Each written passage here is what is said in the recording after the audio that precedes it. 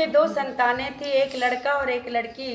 लड़की बड़ी सुशील थी और अपने भाई को कभी नाराज होकर बुरा भला कभी नहीं, अक्सर भाई बहन में गाली गलौज हो जाता है, पर वो कभी अपने भाई को बुरा भला नहीं कहती थी। वो भाई अपनी बहन से मिलने उसकी ससुराल गया तो वो चरखा चला रही थी बहन, और तभी बहन का सूत का तार जो था वो कट गया और भाई जो था, भाई के आने का उसको पता नहीं लगा। वो तार बार बार जोड़ रही थी पर वो जुड़ नहीं पा रहा था। पीछे मुड़कर देखी तो उसका भाई खड़ा था। वो भाई से गले मिलकर अपने भाई के आदर सत्कार के लिए पड़ोसन से पूछने गई।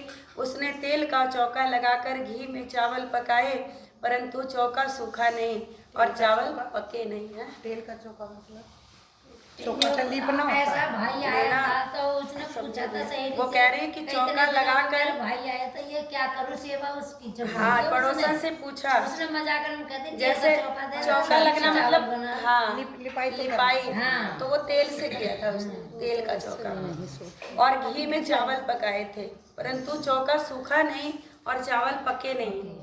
और कहते हैं एक दूसरी सहेली से पूछने पर गोबर का चौका लगाकर दूध तथा पानी में चावल डालकर खीर बनाई और भाई को खिलाया। दूसरे दिन भाई के रास्ते के लिए वो चक्की में आटा पीसने लगे कि भाई जाएगा तो रास्ते के लिए दे दूंगी। आटे के साथ चक्की में सांप पिस गया और कहते हैं उसे पता भी नहीं चला, उसने उस आटे के लड्डू बना दिए और उसके बाद कपड़े में बांधकर भाई को दे दिया। अब जब वो चला गया तो सांप पिसने का तो पता नहीं चला। भाई की प्यारी बहन अपने बच्चों को पालने में ही सोता छोड़कर भाई की राह पर चल दी और उसे पता नहीं चला। उसने उस आटे के लड्डू बना दिए और कपड़े में बांध कर रख दिया। अच्छा, जब बहन को पता चला, बाद में पता चला, हाँ किसी तरह से पता चला होगा, तो कहते हैं कि जब उसे पता लगा कि सांप पिस गया है तो वो जिस रास्ते भाई गया था उसी राह पर चली गई। बहुत दूर जाने पर उसे उसका भाई एक पेड़ की छाया में सोता हुआ मिला और उसके बाद पास में पोटली रखी देखी। भाई ने अब तक कुछ खाया नहीं था, हाँ, और कहते हैं उसने सारे लड्डू फेंक दिए और भाई के साथ पीहर में चली गई। रास्ते में उसने भारी भारी शिलाएं उतरी देखी। एक राहगीर से जब उसने उन शिलाओं के बारे में पूछा तो उसने कहा कि जो बहन अपने भाई से कभी नाराज ना होती हो, उसके भाई की शादी के समय ये उसकी छाती पर रखी जाएगी, ये शिलाएं जो हैं। और थोड़ी दूर जाने पर उसे नाग और नागिन मिले। नाग बोला जिसकी छाती पर ये शिलाएं रखी जाएंगी उसे हम डस लेंगे। समझ में आया? पत्थर की शिलाएं थी रास्ते में, शिला मतलब टुकड़े बड़े बड़े, हाँ। बहन जैसे जा रही थी जब भाई बहन, तो रास्ते में शिलाएं थी। तो जब पूछा कि भाई ये शिलाएं कैसी हैं, तो एक कहते हैं किसने बताया ये, एक मिनट,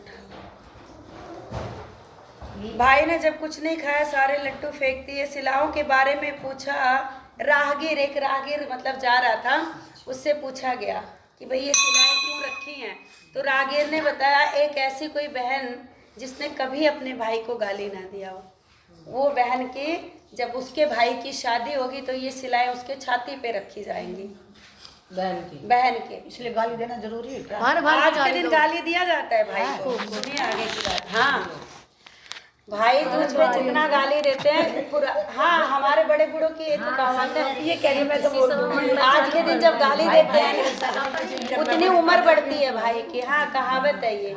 और आज के दिन बहन के घर का खाना भी भाई के लिए बहुत जरूरी होता है, इसीलिए रक्षाबंधन पे तो मतलब बहनें जाती हैं, भाई दूज पे हो सके तो भाइयों को आना चाहिए। अब उसके बाद वो राहगीर जब ऐसे बोलता है तो आगे इनको भाई बहन को नाग और नागिन का जोड़ा मिलता है। तो वो नागिन कहती है जिस बहन के छाती पे ये शिला रखी जाएगी उसे हम दोनों डसेंगे। समझ में आई बात?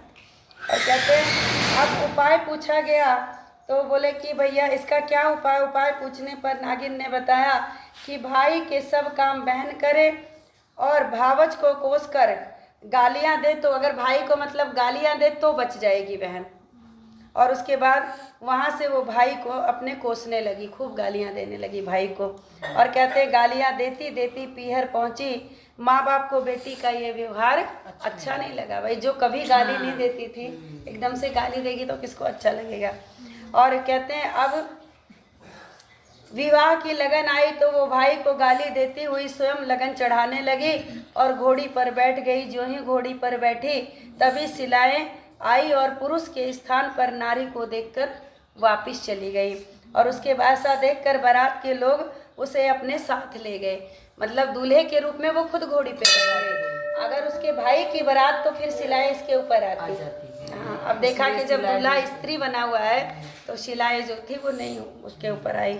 और कहते हैं फेरों का समय आया तो उसने भाई को पीछे धकेल दिया और गंदी गंदी गालियां देकर खुद फेरे ले लिए, क्योंकि वो उसके भाई पे संकट था ना। और उसके बाद सब काम स्वयं कर रही थी, यहाँ तक कि सुहाग रात को भाभी के साथ स्वयं सोने। ये काम तो अच्छा ना करा, ये काम अच्छा ना। अरे नहीं, अपने अपने हिसाब से लिख दिए, ऐसी नहीं था। समय आने पर नाग नागिन उसके भाई को काटने आए तो जानती थी कि नाग नागिन मारने की तैयारी कर रखे हैं। आते ही दोनों को मारकर जेब में रखकर 3 दिन तक सोई रही। सारे मेहमान विदा हो गए और उसको माँ की याद आई तो उसे भी विदा करे। माँ के समय उसने माँ की अपेक्षा कर गुस्से से बोली कि मैं इतनी नीच नहीं हूँ। इसने मरे हुए सांपों को दिखाकर बताया कि नाग नागिन भाई भाभी को डसने के लिए आए थे।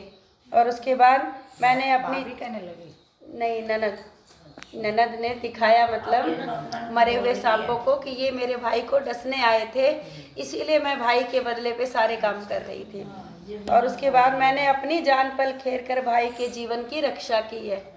रक्षाबंधन में जैसे भाई रक्षा करता है, भाई दूज का मतलब है भाई की रक्षा, यहाँ बहन ने की है। और उसके बाद कहते हैं भाई के पीछे मैं अपने बच्चों को पालने में रोता चिल्लाता छोड़कर आई हूँ। मेरे भाई भाभी को किसी प्रकार का कष्ट ना हो, ये कहकर जब लौटने लगी तो माँ और भाई ने उसे रोका और आदर के साथ विदा किया। पता नहीं क्या किया, अभी तो खुलेगा। आदर के साथ भेजा, हाँ, विदा किया। और भाई दूज के दिन चित्रगुप्त की कथा के साथ साथ दावत तथा पुस्तक भी भेंट में दी जाती है। क्या क्या? धावत, दावत मतलब निमंत्रण। हाँ,